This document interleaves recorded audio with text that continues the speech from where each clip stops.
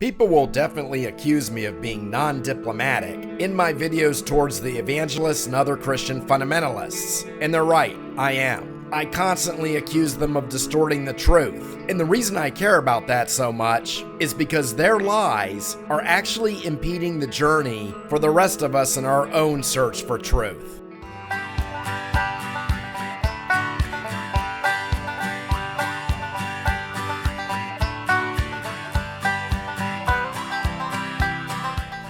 Some of you out there existed long before the time of the internet, when researching the legitimacy of the Bible was a much harder affair. You would have to go to the library and take out books on the matter, which may not have all the information that you're looking for, or you'd have to spend hours scanning the microfilms for articles. And I did that to an extent even before I was 20. I already knew at this age that there were Sumerian stories that greatly mimicked Noah's Ark and the Great Flood myth.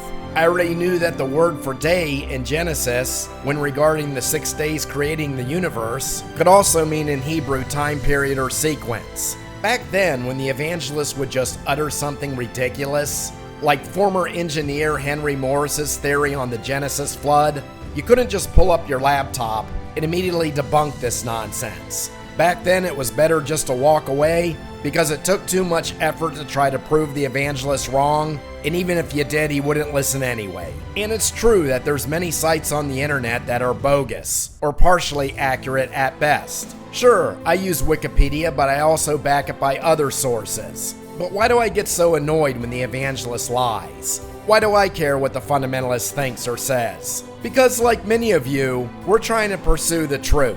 Some of us out there are atheists. Some are atheists who want to be proven wrong. Many are Christians but skeptics. And many out there are simply theists and agnostics who simply don't know. And as for myself, someone who resides between an agnostic and a Jew, I would really like to be proven wrong. I want to read something that gives plausibility to the resurrection of Jesus Christ. Because as I've said before, that would simplify my spiritual life. And the reason I get so irritated with these fundamentalists, who basically pull things right out of the sky and declare them as truths, is because every time they do that, they delay myself and everybody else in our own pursuit of actually finding the truth, if we can find it at all. There's two ways that the Christian fundamentalist is deceitful.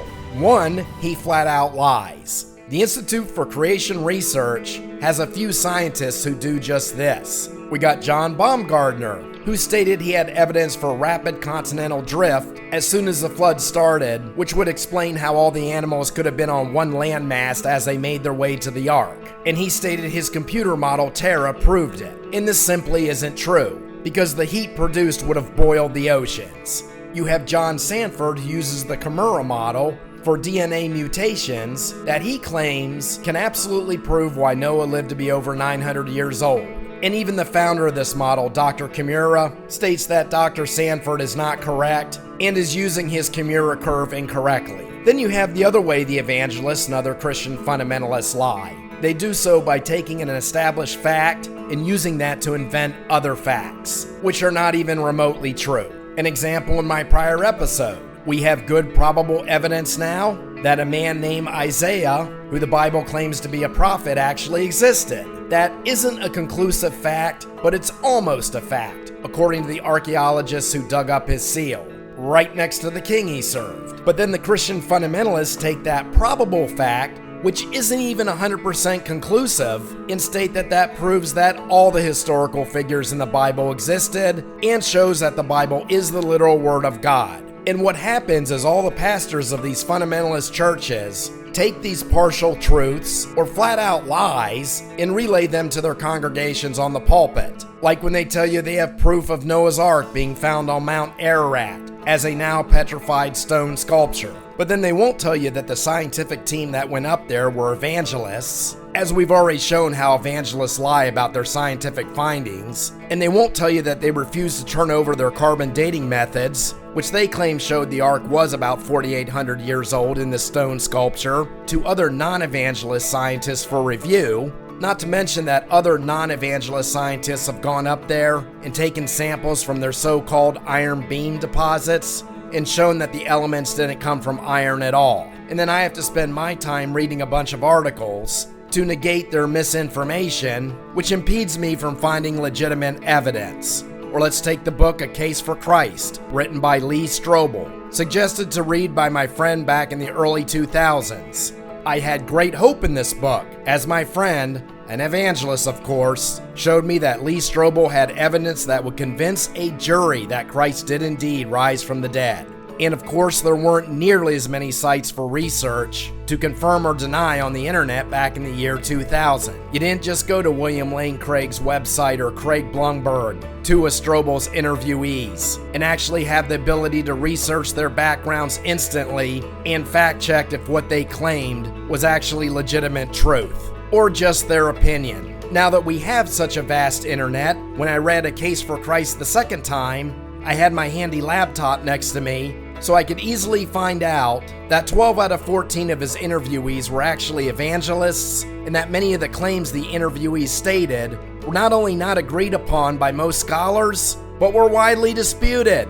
If Strobel had been honest to begin with, how about that he more than likely was not an atheist when he conducted these interviews? As you can tell in his severe lack of follow-up during a so-called journalistic investigation, I could have saved myself a humongous amount of time by not having to fact-check every single claim he made. And this is why I'm so hostile to these fundamentalist people. Because all scholars, whether hobbyist or professional, should be spending their time in pursuit of the truth, or as close to the truth as they can get on this world. It's like we're all trying to follow a path, and then the fundamentalist throws in a detour in the maze, which we have to go down and see where it leads, only to find out that it's a dead end. And now we have to backtrack to where we were before, and it wastes our time. We have probable evidence that there was a man named Isaiah, who probably did serve under King Hezekiah. And if we could find another completely intact seal, as the first one we found had the upper left corner broken off, so we can't completely confirm that it was Isaiah who claimed to be the prophet. But if we do find, say, another seal, then this is a concrete starting point.